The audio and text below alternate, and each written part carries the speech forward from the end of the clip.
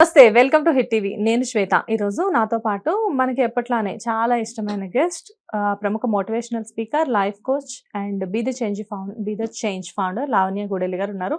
నమస్తే లావణ్య గారు. నమస్తే Shweta. Lavanya garu different topics తో ఎవ్రీ టైం లానే ఇవాళ కూడా మీరు మా ముందుకు వచ్చారు.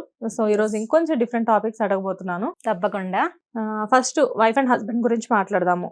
జనరల్ గా వైఫ్ అండ్ హస్బెండ్ పెళ్ళైన దగ్గర నుంచి 1 ఇయర్ అనుకోండి, 10 ఇయర్స్ అనుకోండి, 20 ఇయర్స్ అనుకోండి, ఎన్ని ఇయర్స్ అయినా అవనివ్వండి, పక్క పక్కనే ఉంటారు, తింటారు, పిల్లల్ని కంటారు, జీవితం మొత్తం కలిసే ఉంటారు. అయినా కానీ వాళ్ళ అభిప్రాయాలు అనేవి చాలా సంవత్సరాల వరకు కూడా ఎవరో చెప్తే గానీ ఒకళ్ళ గురించి ఒకళ్ళకి తెలియని సిచ్యువేషన్స్ కూడా ఉంటాయి. నిజంగా అసలు అలా పాసిబులేనా? అంటే వైఫ్ హస్బెండ్ అంటే పార్ట్నర్షిప్ అని ఎప్పుడు మనం అనుకుంటాము.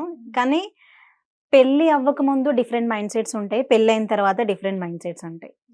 సో ఆ రెండు మ్యాచ్ అవ్వకపోవచ్చు. కానీ మీరు అన్న పాయింట్కి వస్తే, అంటే పెళ్ళైన తర్వాత కూడా ఒకే ప్లేస్లో కలిసి ఉన్నప్పటికి కూడా మైండ్ సెట్స్ కలవట్లేదు. పిల్లలు పుట్టిన తర్వాత కూడా ఏదో అంటే just wife husband name sake, అంటే ఈ రోల్ని ఫుల్ఫిల్ చేయడానికి ఈ నేమ్ ట్యాగ్ తీసుకున్నాను తప్ప నాకు ఆ రిలేషన్లో అంత ఫుల్ఫిల్మెంట్ లేదు, లేదంటే ఆ రిలేషన్షిప్కి నేను అంత అబాయిడ్ అయ్యలేను అనే ఉద్దేశంలో మెన్ గానీ ఉమెన్ గానీ ఉండుంటారు.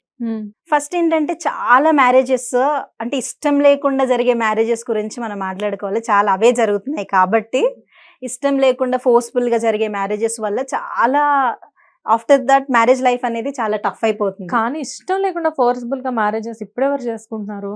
అప్పుడు జరిగిన ఇప్పుడు రిఫ్లెక్ట్ అవుతున్నాయేమో కానీ, అంటే ఇప్పటికి కూడా మనం ఎస్పెషల్లీ మన తెలుగు ట్రెడిషనల్ ఫ్యామిలీస్ గురించి మాట్లాడుకుంటే, మనము 5G టెక్నాలజీ అంటున్నాము, we have achieved so many things అంటున్నాం, కానీ స్టిల్ విమెన్ కి ఫోర్స్ఫుల్ గా జరిగే మ్యారేజెస్ అవుతూనే ఉంటాయి. బికాస్ కాస్ట్ అనో, లేదంటే ఏమంటారు ఫినాన్షియల్ ఎకనామికల్ బ్యాక్గ్రౌండ్ అనో, లేదంటే వాళ్ళకి నచ్చలేదనో.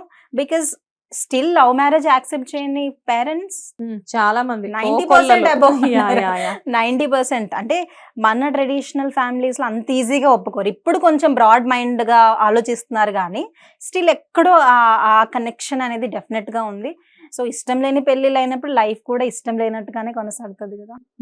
సో అలా కొనసాగడం వల్లే, అంటే ఇప్పుడు మీకు ఒక జాబ్ వచ్చింది, జాబ్ లో మీ పర్టికులర్ రోల్స్ ఉన్నాయి, అవి చేసుకుంటూ వెళ్ళిపోతున్నారు. సో పెళ్లి చేసుకున్నాను, పిల్లలు కన్నాను, నెక్స్ట్ ఏంటి అలానే వెళ్తున్నారు, కానీ ఆర్ట్ఫుల్ గా కనెక్టెడ్ గా ఉండట్లేదు.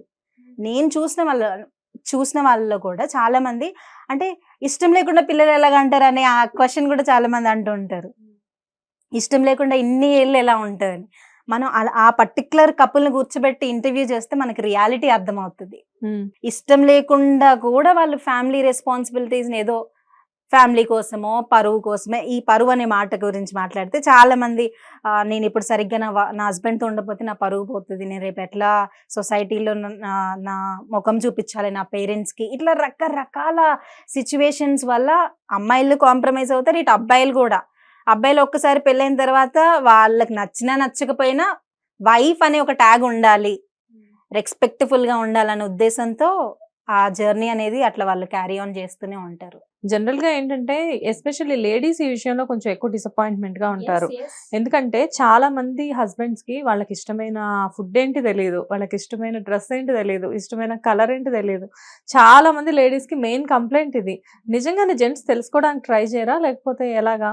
అంటే జెంట్స్ ఎప్పుడు అందరు ఏమంటారు, మెన్ కి అంత ఎమోషనల్ గా ఉండదు, అంత పట్టించుకోరు, మంచి అబ్బాయిలు కూడా ఉంటారు, వాళ్ళు మనం అప్రిషియేట్ చేయాలి.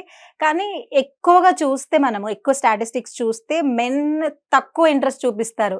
అంటే వాళ్ళు ప్రొవైడర్ లాగే ఉంటారు. ఇప్పుడు మనం నేచురల్ గా చూస్తేనే అబ్బాయి అనేవాడు సంపాదించి పెడతాడు, అమ్మాయి అంటే పర్టికులర్ వైఫ్ అనేవాళ్ళు ఇల్లు చూసుకుంటారు, పిల్లల్ని చూసుకుంటారు. పాతకాలం నుంచి ఇదే పద్ధతి కొనసాగుతుంది. వైఫ్ అంటే ఇంట్లో ఉన్న ఇల్లుని చక్కబెట్టే వాళ్ళు, భర్త అంటే బయటికి వెళ్ళి పని చేసుకొని వచ్చి ఇంటిని పోషించేవాడనే ఒక టర్మినాలజీ కొన్ని దశాబ్దాలుగా శతాబ్దాలుగా వస్తూనే ఉంది. సో ఇప్పుడు ఈ భర్త ఏంటి ఏ విధంగా ఆలోచిస్తాడో, నేను ఇంత కష్టపడుతున్నాను నా పిల్లల కోసమే కదా. ఇప్పుడు వాళ్ళు everybody's love language is different, నేను ఎప్పుడు చెప్తుంటాను.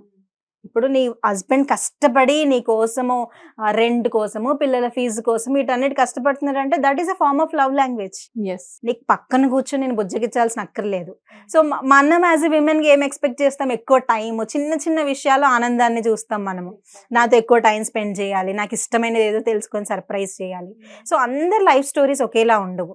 సో నీ హస్బెండ్ నీకు ప్రొవైడర్ లాగా ఉన్నారు, ఒక సెక్యూరిటీ సేఫ్టీ ఇస్తున్నారు, నీకు కావాల్సినవి అన్నీ కూడా వస్తున్నాయి అంటే that is also one form of the love. So లవ్ని మనము ఓన్లీ టైం ఇచ్చి బుజ్జగిచ్చి బంగారం కన్నా అని పిలిస్తేనే ప్రేమ అని కాదు, మనకి ఏం కావాలి అని వాళ్ళు ఆలోచించి అవి ప్రొవైడ్ చేయడం కూడా ఒక ప్రేమే. సో అది మనం తెలుసుకోవాలి. రెస్పాన్సిబిలిటీ గురించి అంటున్నారు. బాధ్యతలు. లైక్ అంటే చాలా మంది పెళ్లికి ముందు అబ్బాయిలు ఎలా ఉన్నా గానీ పెళ్ళైన తర్వాత ఒక బిడ్డ పుట్టిన తర్వాత 100% రెస్పాన్సిబిలిటీస్ అనేవి చాలా చేంజ్ చేసుకుంటారు. Yes, వాళ్ళ మైండ్ సెట్ మారిపోతుంది. When kids coming to the picture, పిల్లలు వచ్చిన తర్వాత ఎంత ఆకతాయిగా ఉన్న అబ్బాయిలు కానీ ఎంత బయట వాళ్ళు ఎలాంటి పర్సనాలిటీ ఉన్నా కానీ ఇంటికి రాగానే నేను ఒక తండ్రి అనే పర్సనాలిటీలోకి వెళ్ళిపోతారు. అది మనం అప్రిషియేట్ చేయాలి. ఆ బాధ్యతే వాళ్ళని ఒక మంచి పర్సన్ గా మారుస్తుంది. సో అమ్మాయిలైనా కొంచెం చైల్డిష్ గానే ఉంటారు పిల్లలు పుట్టిన తర్వాత, కానీ అబ్బాయిలు మాత్రము ఒక నాన్న అనే రోల్ కి ప్రమోట్ అయిన తర్వాత వాళ్ళ మైండ్ సెట్ మారుతుంది, వాళ్ళ బాధ్యతలు తీసుకునే విధానం మారుతుంది, చాలా విషయాలు వాళ్ళలో చేంజ్ వస్తుంది. ఓకే. సో మనం ఎప్పుడు కూడా ఇలా తెలుసుకునేటప్పుడు ఏదైనా కానీ అక్కడ ఓన్లీ లవ్ అనేదే కాకుండా రెస్పాన్సిబిలిటీస్ వైజ్ గా కూడా చూడాలి అంటారు. Yes. Okay, thank you Lavanya గారు. Thank you.